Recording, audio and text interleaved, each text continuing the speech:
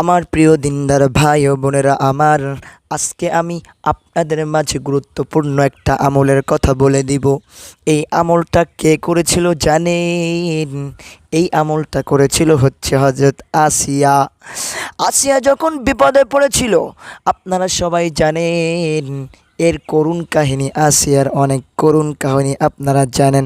আসিয়া ছিল হচ্ছে ইমানদার, আর ফেরাউন ছিল বিশ্ব কাফের। ওই কাফেরের স্ত্রী হচ্ছে আসিয়া। আসিয়া যখন বিপদে পড়তো এই দোয়াটা পড়তো। এই দোয়া পড়ে আল্লাহর কাছে মাফ চাইতো, বেশি বেশি করে আল্লাহকে বলতো, আল্লাহ গো,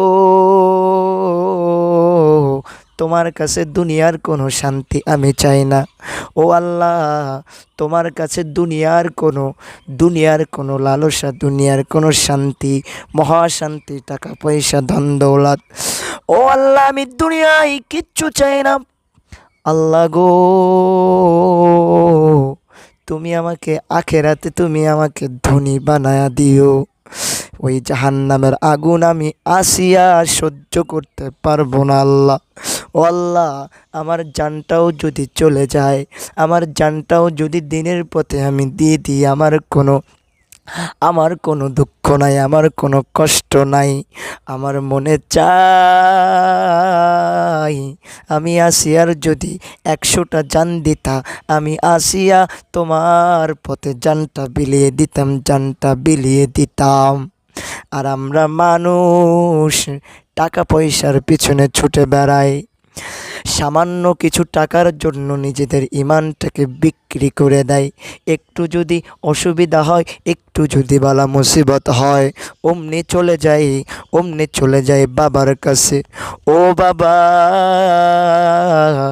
আমার সন্তান হয় না, বাবা আমাকে সন্তান দাও। ও বাবা, আমার চাকরি হয় না, আমাকে চাকরির ব্যবস্থা করে দাও। ও বাবা, আমার সংসারে অভাব দূর করে দাও। একটু কিছু হতে পারে না, অল্প কোনো রকমের সমস্যার কারণে আমরা নিজেদের ইমানটাকে দূর করে দিই। ছোট্ট একটা দোয়া আপনাদেরকে শিখায়া দিব। যে বিপদ হোক না কেন, জীবনে অনেক বড় গুনাহ করে আপনি ফেলেছেন, এমন বড় গুনাহ আপনি করে ফেলেছেন, ওই গুনাহের কারণে অনেক ভয় পাচ্ছেন, ভয়ভীতি হচ্ছে। বিশ্বাস করেন, আপনার থেকে বড় বড় গুনাহগারকে আল্লাহ পাক মাফ করে দিয়েছে। আল্লাহ পাক আপনার কাছে কিছু চায় না। দেখেন এই দুনিয়ায় আপনি চলতেছেন, কার জমিনে আপনি থাকেন? আপনি তো বড় অহংকার করে, বড় পাট মেরে বলেন এই জমিটা আমার, এই জায়গাটা আমার। আপনার কি একটাবার কি মনে পড়ে আপনি ঠাস করে যখন আজরাইল জানটা আপনাকে নিয়ে যাবে, এই জমিটা কার হয়ে যাবে? এই জমি, এই বাড়ি গাড়ি কিচ্ছু আমার না, সব আল্লাহ পাকের। আল্লাহ আমার কাছে আমানত দিয়েছে। এগুলো কিভাবে ব্যবহার করতেছি, কোন পথে ব্যয় করা উচিত, কোন পথে খরচ করা উচিত, আল্লাহ পাক সব কিছু আমাদেরকে জানায় দিয়েছে। তারপরেও যদি আল্লাহর হুকুম অনুযায়ী সমস্ত কিছু ব্যবহার না করি, আল্লাহ পাক রব্বুল আলামিন প্রত্যেকটা নামতের কামতের ময়দানে হিসাব নেওয়া হবে। হিসাব ছাড়া আপনি জান্নাতে যাইতে পারবেন না।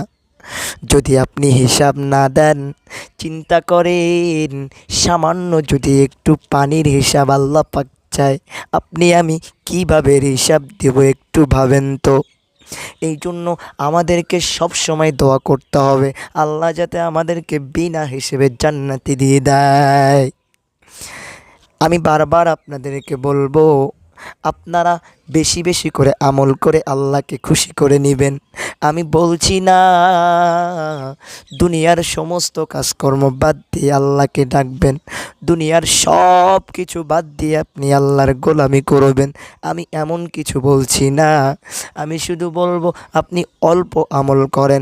বর্তমান মানুষের মাঝ থেকে আস্তে আস্তে ইমানটা চলে যাচ্ছে, ইমানটা হারায়া যাইতাছে। ইমানটা আস্তে আস্তে চলে যাচ্ছে, কিভাবে আমরা নিজেও টের পাচ্ছি না। হাত জোর করে বলবো, ইমান বড় দামি সম্পদ। এই ইমানটাকে মজবুত করে ধরে রাখবেন। আল্লাহর প্রতি তাকওয়া নিয়ে, আল্লাহর প্রতি বিশ্বাস নিয়ে আপনি গুনাহ করে ফেলেছেন, আল্লাহকে বলবেন, ও আল্লাহ, আমি রাতের গভীরে গুনাহ করেছি, রাতের অন্ধকারে গুনাহ আমি করেছি। আল্লাহ, দুনিয়ার কোনো মানুষ জানে না। আল্লাহ, দুনিয়ার কোনো মানুষ আমাকে দেখতে পায় নাই, দুনিয়ার কোনো মানুষ আমাকে জানে না। আল্লাহ, তুমি তো দেখেছো। আল্লাহ, তুমি আমাকে মাফ করে দাও। ও আল্লাহ, তুমি আমাকে মাফ করে দাও। আমাকে মাফ করলে তুমি আল্লাহ, তোমার কোনো ক্ষতি হবে না। আমাকে মাফ না করলেও তুমি আল্লাহ, তোমার কোনো লাভ হবে না। আল্লাহ, তুমি মাফ করে দাও।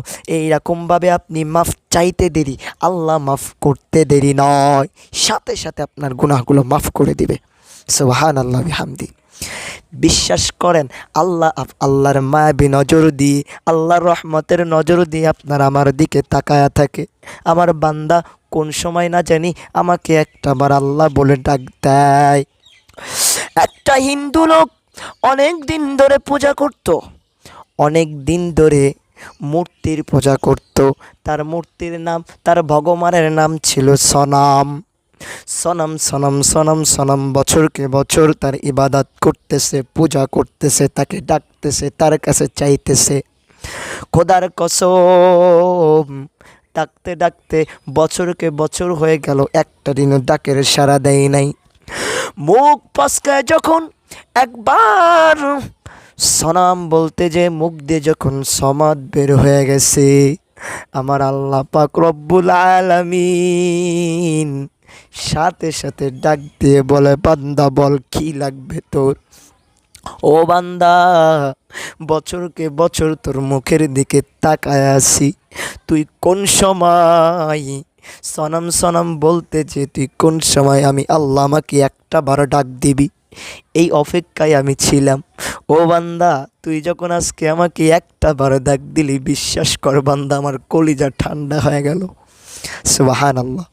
এই জন্য বেশি বেশি করে আল্লাহকে ডাকবেন, বেশি বেশি করে দোয়া করবেন।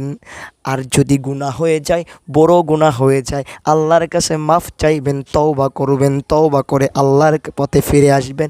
আল্লাহ পাক রব্বুল আলামিন আপনার জিন্দেগির সব গুনাহ মাফ করে দিবি। গুনাহ মাফ করানো এত সহজ, এর থেকে সহজ আর কিচ্ছু নাই। মনে করেন আপনার সামনে একটা পানির গিলাস কিংবা একটা পুকুর, আপনি যদি ইচ্ছা করেন আপনার হাতটা ভিজাইতে পারবেন, আপনি যদি ইচ্ছা করেন আপনার হাতটা ধৌত করতে পারবেন, হাতটা ভিজাইতে পারবেন। বিশ্বাস করেন, এর থেকেও নিজের গুনাহগুলো মাফ করায় নেওয়া এর থেকেও সহজ। আল্লাহ পাক সব গুনাহ মাফ করে দিবে, শুধু শিরক বাদে। এই জন্য খবরদার খবরদার, আল্লাহর সাথে কখনো শিরক করবেন না।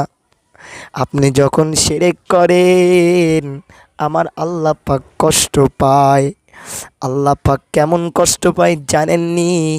এই জন্য তো কোরআনের ভিতরে অসংখ্য জায়গায় বলে দিয়েছে, লা ইউশরিক বিল্লাহ, আমি সব মাফ করব সব, কিন্তু শিরক আমি আল্লাহ কোশ্চিন কালেও মাফ করব না।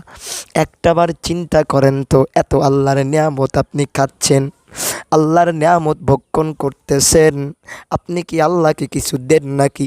কিচ্ছু দেন না। ফ্রিতে ফ্রিতে আপনি সব কিছু ব্যবহার করতেছেন, আবার আল্লাহর শুকরিয়াও আপনি করেন না। আল্লাহ পাক রব্বুল আলামিন, আপনি যখন শিরক করেন, আপনি যখন ঈমানটা হারায় ফেলেন, আল্লাহ পাক বলে, ও বান্দা, এত মায়া করে, এত মোহাব্বত করে তোদেরকে আমি বানাইছি বান্দা, তোরা আমার ইবাদত করবি, আমাকে ডাকবি, আমাকে মানবি। আমি জানি তোরা গুনাহ করবি, শয়তান থাকলে তো গুনাহ অবশ্যই হবে, শয়তানের সব সময় আমাদেরকে ধোঁকা দিবে, তোরা গুনাহ করবি ঠিক আছে, কিন্তু বান্দা তুই যখন গুনাহ করবি, গুনাহ করে ক্লান্ত হয়ে আমার কাছে মাফ চাইবি, আমি আল্লাহ মাফ করে দিব। কিন্তু বান্দা আমাকে ছাড়া যখন অন্যকে ডাক দিস, আমাকে ছাড়া যখন বাবাকে ডাক দিস, আমাকে ছাড়া যখন মূর্তিকে মাটির পুতুলকে ডাক দিস, আমি আল্লাহ এই কষ্ট, অনেক কষ্ট পাই। সব কিছু আল্লাহ বানাইলো। আমি কার? এই হাত কার? এই পা কার? এই মুখ চোখ এগুলো কার? আল্লাহর। আল্লাহই সব কিছু দিল, আর আল্লাহকেই আমরা মানি না। আহ, চলুন আমরা আজকে থেকে ফিরে আসি, পারবেন না ইনশাল্লাহ। ও আল্লাহ পাক রব্বুল আলামিন, আল্লাহ যারা আমার এই ভিডিওটা দেখতেছে, মনোযোগ সহকারে আমার কথাগুলো শ্রবণ করতেছে, আল্লাহ তুমি তাদের জিন্দেগির সব গুনাহ মাফ করে দাও।